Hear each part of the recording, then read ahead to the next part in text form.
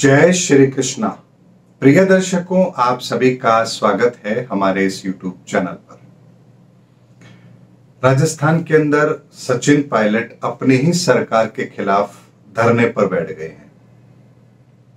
NCP, TMC जैसी बड़ी पार्टियों के राष्ट्रीय पार्टी के दर्जे छिन गए हैं।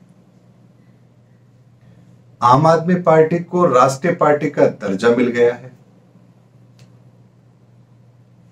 कहीं पर किसी जुलूस को लेकर के पथराव हो रहे हैं, कहीं धार्मिक उन्माद अपनी चरम सीमा पर है।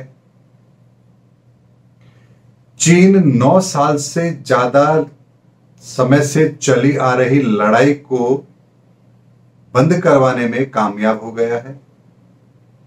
अमेरिका 20,000 सैनिकों के साथ में युद्धाभ्यास करने जा रहा है। भारत के अंदर भी हम परिस्थितियां देख रहे हैं और विश्व के अंदर भी हम परिस्थिति देख रहे हैं।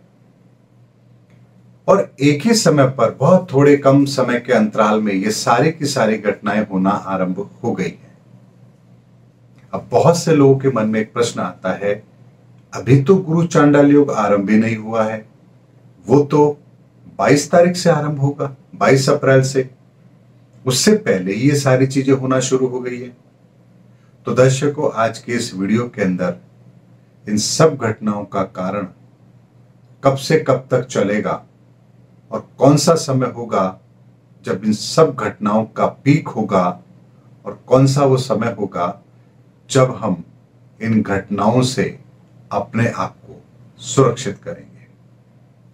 दर्शकों, 5 अप्रैल 2023 इस दिन जैसे ही ब्रह्मांड के अंदर बृहस्पति लगभग 26 डिग्री के आसपास होता है, राहु 11 डिग्री पर है, राहु वक्री है और दोनों के बीच की दूरी 15 डिग्री के आसपास है। और यहीं से गुरु चांडाल योग का प्रभाव आरंभ हो जाता है, चाहे बृहस्पति ने राशि परिवर्तन नहीं किया हो, क्योंकि दोनों ग्रहों के बीच की दूरी 15 डिग्री के आसपास आ गई है। तो प्रभाव तो आरंभ उसी दिन से हो जाएगा, चाहे फिर राशि परिवर्तन हुआ हो या ना हुआ हो। लेकिन 22 तारीख को जैसे ही बृहस्पति का राशि परिवर्तन होगा, ऑफिशियली हम ये कह सकते हैं कि गुरु चांडाल योग प्रभावी हो जाएगा। लेकिन उसके प्रभाव 5 अप्रैल 2023 से ही दिखना आरंभ हो जाएंगे। और 27 मई 2023 को इन दोनों की डिग्री लगभग समान होगी, 8 डिग्री के आसपास ये दोनों जैसे ही आएंगे उस दिन इस गुरु चांडाल योग का अपना पीक होगा। यानी उस दिन कुछ ऐसी बड़ी घटना तो जरूर होगी इस संसार के अंदर, उससे 1-2 दिन पहले या एक दिन बाद में, यानी 2-3 दिन के पीरियड के अंदर 27 मई 2023 की मैं बात कर रहा हूं, तब कुछ बड़ा विनाशकारी तो जरूर होगा। और विनाशकारी यहां पर कोई प्राकृतिक आपदा के तौर पर नहीं होगा, बल्कि इस संसार के अंदर किसी बड़े ओहदे, बड़े पद पर बैठे हुए व्यक्ति, किसी शक्तिशाली व्यक्ति के द्वारा कुछ ऐसी हरकत का करना, ऐसे बयानबाजी का होना या ऐसे निर्णय का होना जो पूरी दुनिया को प्रभावित करे, ऐसा इस समय पर जरूर होगा, 1000% होगा ही होगा।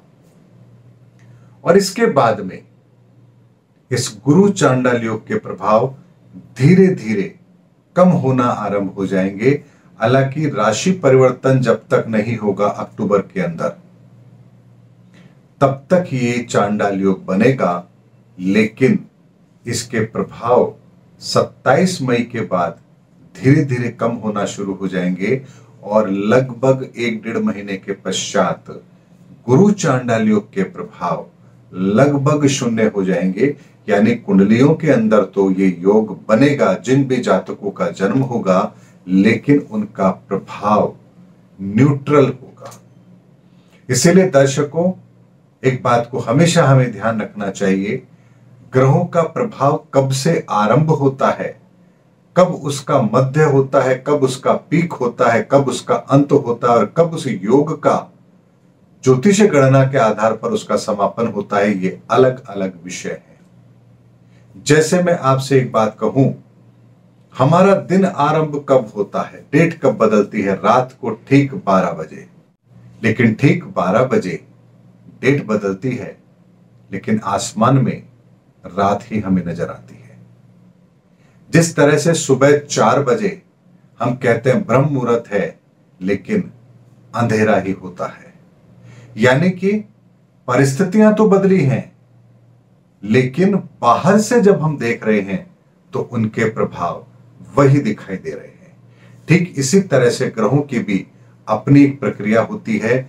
जब वो अपना असर देना शुरू करते हैं, कब अपना वो असर खत्म कर देते हैं, लेकिन ज्योतिष गणना के आधार पर उनकी युति जब तक बनती है हम उसे तब तक कैलकुलेट करते हैं।